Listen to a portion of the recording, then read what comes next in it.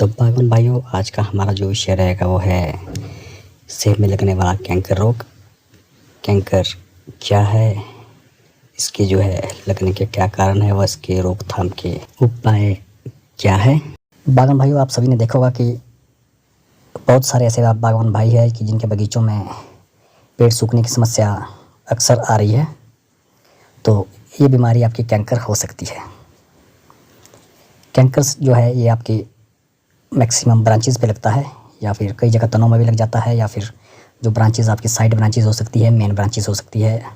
तो इन सब में जो है कैंकर आपका लग सकता है। तो अब हम कैंकर को जो मैं आइडेंटिफाई कर रहा हूँ, जो मेरा अपना एक्सपीरियंस है, उस बेस पे आपको बताने की मैं जो है कोशिश कर रहा हूँ।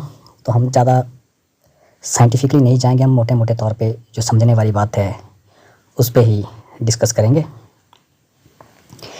आप देख रहे होंगे कि जो कैंकर है ये आपके ब्रांचेस में लगा हुआ है। तो ये एक स्किन डिजीज़ है, एक तरह से एक चमड़ी की बीमारी है। सेब की जो चमड़ी होती है, जिसको कि हम छाल बोलते हैं, पेड़ की जो स्किन होती है, उस ये सूखना शुरू हो जाती है। आप देख रहे हैं यहाँ पे जो है रेड कलर का जो है, जो इस पेड़ की स्किन है, तो इसको हम पेपरी बार्क नाम दिया जाता है। यह भी एक कैंकर का एक प्रकार है। इसके ज़्यादा फैलने से आपकी जो जिस स्थान पे ये लगा है, जिस स्पॉट पे लगा है, वहाँ से आपकी टहना जो है सूखना शुरू हो जाता है। ये जो दूसरी तरह का कैंकर है, जिसमें कि आपकी टहनी थोड़ी ब्लैक कलर की हो जाती है, इसको कुछ और नाम ये दिया जाता है, पर हम इसको एज ए कैंकर ही ट्रीट करेंगे, क्योंकि इसका जो रोकथाम का उपाय भी वो भी कैंकर की तरह ही है।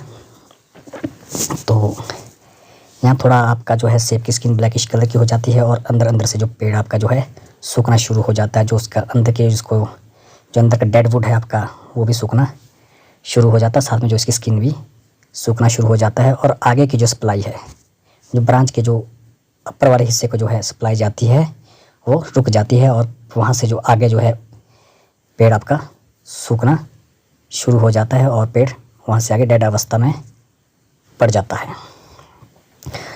तो जो कैंकर है ये एक फंगल डिजीज़ है, और मॉइस्चर वाली जो नमी वाली जगह और जहाँ ह्यूमिडिटी काफ़ी ज़्यादा है, वहाँ ये अधिक तेज़ी के साथ फैलता है। और जो नाइट्रोजन जहाँ इसको मिले, वहाँ भी ये जो अपनी रफ्तार, जो इन्फेक्शन होता है, जो रफ्तार है वो तेज़ी से पकड़ता है। तो बागवान भाइयों के पेड़ को जितनी नाइट्रोजन की ज़रूरत हो उतना ही अप्लाई करें। अगर आपके बगीचे में कैंकर की समस्या है तो नाइट्रोजन थोड़ा लिमिटेड क्वांटिटी में आप डालें, जितनी आवश्यकता है। आवश्यकता से अधिक नाइट्रोजन डालने की वहाँ पे जो है कोशिश ना करें। तो बागवान भाइयों, मुझे नहीं पता कि मैक्सिमम किन बागवान भाई को बगीचे में दिक्कत है, और मैं मेनली आपके साथ डिस्कस करना चाहता हूँ कि जो मेरा बगीचा है वहाँ पे भी नमी काफ़ी ज़्यादा है, मॉइस्चर लेवल हाई रहता है, और ह्यूमिडिटी भी रहती है। तो इसका शिकार मैं भी हूँ इस रोग का। मेरे बगीचे में जो प्लांट्स है वो भी कैंकर से बीच बीच में ग्रसित है। तो बहुत हद तक मैंने उनका ट्रीटमेंट करा हुआ है, और मुझे उसका ट्रीटमेंट पर ईयर करना पड़ता है। तो कामयाबी तो मुझे काफ़ी ज़्यादा मिली है। मैंने अपने बगीचे को 95 या 98% तक कैंकर से जो है बचा लिया है। तो एक बहुत बड़ी कामयाबी है। तो आगे हम बात करते हैं अब इसके ट्रीटमेंट की, कि हम इसको किस तरह से ट्रीटमेंट दें। तो बागवान भाइयों, जो भी कैंकर है, पहले तो हम अपने टूल्स को हमें सैनिटाइज़ करना है, और जो जहाँ पे आपका कैंकर लगा है, जिन भी ब्रांचेस पे कैंकर लगा है, जो वो इन्फेक्टेड जो भी एरिया है आपका स्किन का, जो एरिया इन्फेक्टेड है, वो आपने किसी तेजधार टूल से जो है उसको रिमूव करना है, जब तक कि आपका जो है सही जो एरिया है वो ना मिले। जो स्वस्थ ब्रांच का जो स्वस्थ एरिया है, वहाँ तक आपने इसको रिमूव करना है। और जब वो इसका जो फ्रेश स्किन आपको मिलती है, तो वहाँ पे आपने इसमें पेस्ट जो है लगाना है। पेस्ट आपका कॉपर बेस्ड होना चाहिए, चाहे आप, या फिर आप इसमें कॉपर की स्प्रे भी कर सकते हैं, और वहाँ पे जो है पेंट बेस्ड जो भी कॉपर का पेस्ट है वो आप इसमें लगाइए। तो बागवान भाइयों, आप हार्वेस्टिंग के बाद आप एक कॉपर की स्प्रे भी कर सकते हैं। जो बेस्ट स्प्रे है वो आपके लिए मैं सजेशन करता हूँ वो है आपका ब्लाइटॉक्स है, या कोई और भी स्प्रे अगर आपको लगती है तो आप उसकी भी एक स्प्रे कर सकते हैं। अगर आपका ज़्यादा फैल गया है कैंकर तो आप उन ब्रांचों पे जो ब्रांचेज़ है उनमें पेस्टिसाइड जो है आपका उसका पेस्ट भी कर सकते हैं। और जो मॉइस्चर वाली जगह है आपकी, वहाँ भी स्थिति जो है कैंकर के फैलने के अनुकूल रहती है।